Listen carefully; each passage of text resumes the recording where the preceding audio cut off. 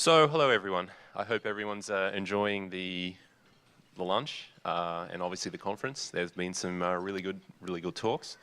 So I don't want to take up too much of your time. Basically this is a talk that is a random collection of thoughts and reflections on information security, some of which you've probably heard of a little bit of during these talks in this conference, and some are just other reflections on information security.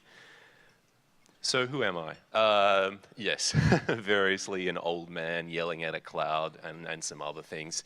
I've been doing security for quite a while in various roles, offensive, defensive, worked at a number of different kinds of institutions, so educational, financial, and now I'm doing information security consulting. So I would say I spend my working hours implementing OccamSec's world domination plans. Obviously, we don't have any world domination plans, or do we? But also, as anyone will know who works in this kind of industry, it does take up a lot of your time. In fact, probably almost all of my time, and I love doing it.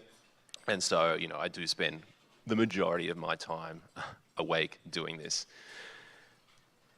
So let's do a little bit of talking about security. As I said, you know, this is 15 minutes, so it's not going to be a huge technical expose on, you know, some in-depth exploitation method. Instead, I'm going to do something a little bit different. I'm going to, you know, plug OccamSec a little bit, but really in the context of our approach. So some useful nuggets, some slightly pointed commentary.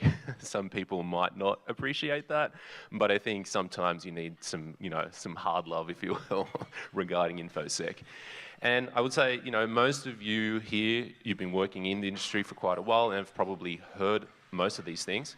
But, you know, we do keep seeing the same kinds of mistakes. So in a sense, it's probably worth taking a little bit of a different perspective and looking at things a little differently and saying, maybe stepping back and saying, hey, maybe why are we trying to do these things?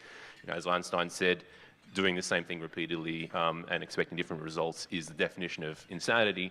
So maybe we should, you know, reflect on what we're doing. If it makes you, you know, think a little bit while you're having your lunch, then all the better. So the talk is kind of structured as kind of like a few adages and then a few reflections on those. So here is obviously a model of the brain, and we would say this is probably your best asset. You know, we can talk about user training and all that kind of stuff, but even as an analyst or a developer or a researcher, obviously this is really the asset that is most valuable that you have. Obviously there are many details in information security, and the devil is in the details. But as part of this talk, I'm kind of trying to say at a higher level, yes, you do need to worry about the details, but you also need those fundamentals. You need to be kind of taking the right approach. So yeah, if you don't use logic, reasoning, your brain, common sense, then you're kind of doomed from the start. So adage one, this is, you know, a reflection on having your cake and eating it. And again, I'm sure everyone has heard these kinds of things. You know, there's cheap, there's fast, and there's secure, and you can pick any two. And then there's also the 80-20 rule. So once you know, you can do 80% fairly easily, and then once you try to get to that last 20%, then that's when you know, start to get to you know, questions around, is it valuable to reach that last 20%? So, and when I'm talking about, you know, for particular products, for particular solutions here, and I'll go into that a little bit more. But that's what I would say adage one is. So keep that in mind. Keep these adages in mind as we go through this. Adage two, I would say, is basically a reflection on the, you know, modern threat landscape, if you want to call it that. So if your organization has anything of value, and I'd imagine most organizations do, otherwise I'm not sure what, you know, their reason for existence is, then you fit into one or more of those categories, right? Most people, I think, now understand that, you know, threat actors have persistence. Threat actors, if you have any value, have either been in your network or currently are in your network or will be in your network fairly soon. And it's probably something that comes and goes depending on those you know, threat actor groups and what they're trying to get out of you, your organization or organizations, or all of the above. So that's what we'd say adage two is. Adage three, I would say, is, you know, simple things are easier to get right than complex things. So if you have a really complex product, it's much more likely to both have a larger set of bugs and a larger attack surface as a small some proportion. We don't know exactly how to calculate that right now, but some proportion of those bugs will be security relevant bugs. So again, OccamSec, we like to keep things simple. I would say that simple things, product security controls, are easier to get right than complex things. Now let's talk a little bit about the consequences or corollaries of these things.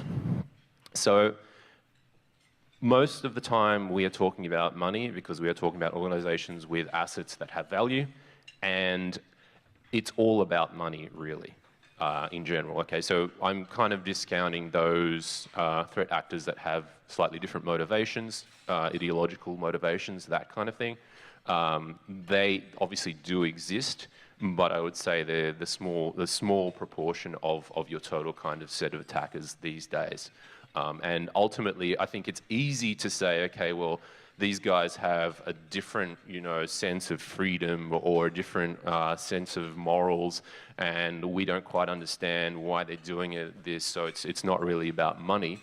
But I think governments and groups will probably leverage those people with those sets of morals and ideologies to essentially affect the same kind of the same kinds of goals. So and it is probably about money ultimately, even in those cases, certainly about information.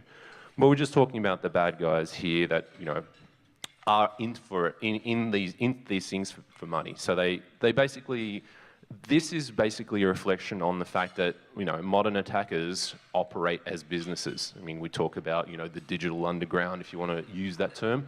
But just keep these things in mind. So consequences of those adages are that the bad guys are trying to make money off you, your information, your assets, whatever your organization has.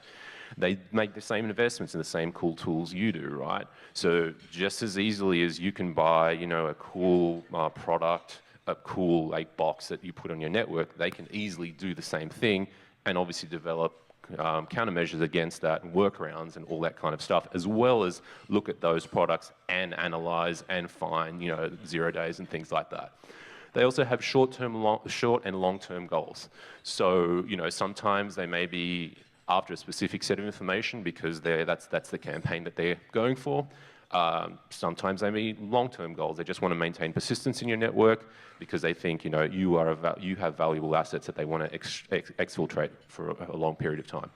And they're not stupid, nor are they General Zods. General Zod being the guy who's, well, in this case I'm using that as an analogy, obviously, of a super smart super god that is able to infiltrate your networks and do all this kind of stuff. So neither underestimate nor overestimate your attackers is probably the thing to take away around this. And the thing is, though, they do hopefully often have a bigger downside.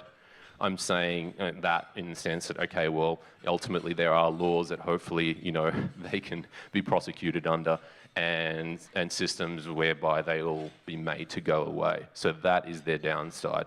As much as we can talk about, the attacker's advantage operating in certain jurisdictions, they still ultimately have that. I mean, people are after them, essentially. So, corollary one, lambs to the slaughter, I would call it. So just, again, keeping this in mind, this is just the adages that we were talking about. There are two types of organizations in the world, those who know they've been hacked and those who are blissfully ignorant, I would say. And obviously, being here, you're hopefully in the group that thinks, they have been hacked and they're going to be prepared for it, as opposed to those who are blissfully ignorant, which probably are not any of you guys here, I hope. So nothing's perfect is number two. 100% security doesn't exist, and I think one of the earlier talks was talking about how people want that thing that is basically I press the button and I'm secure. That obviously doesn't exist, and I just think it's an important enough point that it bears reiterating. So adage number three in Occam's razor, OccamSec again, right? So we're trying to keep things simple. I would also say suspect vendors who say, otherwise. If someone is trying to sell you that, just question that a little bit and say, how are you doing this when it's basically impossible, right? And don't use them, I would say, if they keep saying that, making those claims that essentially are unsubstantiated, unsubstantiatable even. And if you have people that work for you that have this mindset, they probably shouldn't be doing security. I mean, that's just not how security works. So if they're trying to sell that, just keep that in mind. Yeah, so if you don't do testing, then bad guys will test you for free, I would say. Adage number 3. So yeah, everyone's hacked or getting hacked or has been hacked, will be hacked. And it's important for you to understand that either you do it in advance of the attackers or it will be done to you. I mean, that's just, the state of play, if you will. So failure is an option. It's just a consequence of the fact that, nothing is 100% and you probably won't have sufficient controls or sufficient, controls that can help you in every single situation. And obviously attackers are intelligent and they will attempt to locate and bypass those things. So you need to have, a plan B. What do you do then? You need to have an IR plan, you need to have backups and all that kind of stuff. And potentially something like cyber insurance if that's what you feel comfortable with. So yeah, as I was just saying, if you do not have an IR plan, you soon will, because this is as a consequence of the fact that you will probably be hacked if attackers aren't in your network right now and you just don't realize it. So yeah, have an IR plan.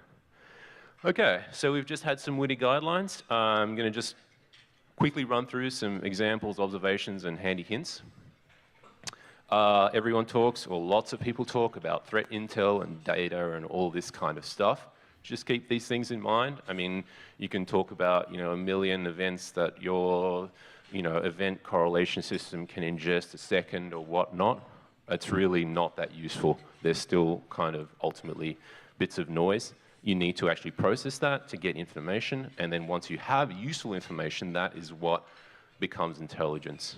And we try to sell down towards the, the lower end of that. Your organization can act on intelligence. Data events, I mean, it's like, in some cases, they're completely useless. In other cases, there needs to be a lot of processing around that.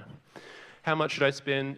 There's been some contention around whether this is possible for some organizations. I would say, you should try to do this, see how much your assets are worth, and then say, okay, well, what is the average around security spend for that? And spend a little bit more than that. So, there's the old adage, which I haven't actually added here, about you don't need to outrun the bear, you just need to outrun the other guys that the bear is after. So keep on the forefront of that, and that's why I say spend a little bit more. So there's the McNamara fallacy, which is basically, you measure things that are easy and then you optimize for those things. Just keep this in mind, right? Everyone talks a lot about certifications and standards, that kind of thing. I mean, it's really just testing a thing that you should question whether this is actually correlated with improved security. So, certifications test who's good at test, standards test who understands the standard. And also, I'd say analogies, often fall over. There's a lot of kind of like, cyber weapons and cyber war and that kind of thing. It's like, sometimes that works and sometimes it gets the point across, but there's a little bit too much lost in the use of those analogies. What are you aiming to be? I would say, just what are you aiming to be? And I put the asterisk on solving world hunger because it doesn't seem to be a thing that most people are interested in doing anymore. Everyone wants to be, Facebook and the SEALs and everything else. But keep in mind, you don't have boot camps and court martials and you aren't killing people. So is this really what you want to be looking for and trying to be as an organization? Again, economics. Bad guys don't care about all of these things, maturity, PCI compliance. It's like, what do you have? Do you have what I want, and how do I get it? And obviously there's a cost trade-off there. If it just costs too much to get, then they'll move on to the next attack, or in some cases we'll get more advanced attackers trying to come back for it. So there is the art of the con. Bad guys know your weaknesses and try to exploit them, otherwise they go out of business. It's basically what they're trying to do. So there's a lot that can be, talked about in terms of the con, in terms of I suppose, sleight of hand and trying to get things out of you that you don't even realize are being gotten. But I just want to demonstrate this little video. Hopefully it works.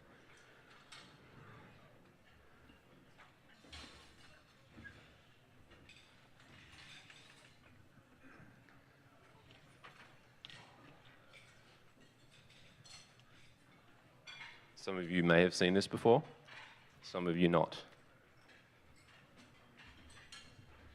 I always think it's cool.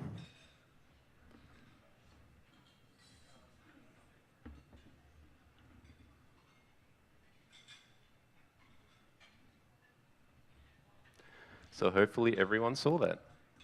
I mean, most people do not see the hidden aspect of that. Their attention, obviously, as it's titled, selective attention. You don't see the guy in the suit, gorilla suit, coming across generally, right? Because you're following the ball. And again, attackers will understand that. They understand motivations and psychology. That's kind of their business.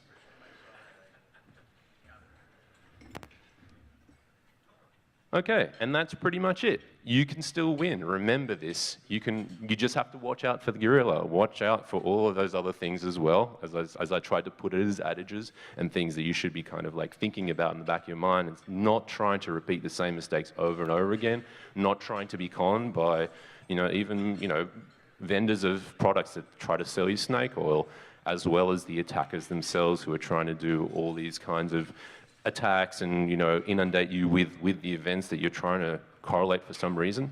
And also, please come and visit us at our booth. If you like the idea of simplifying security and doing things in a slightly different way and getting some actual stuff done, then please come and talk to us. And that is the end of my talk, so thank you very much.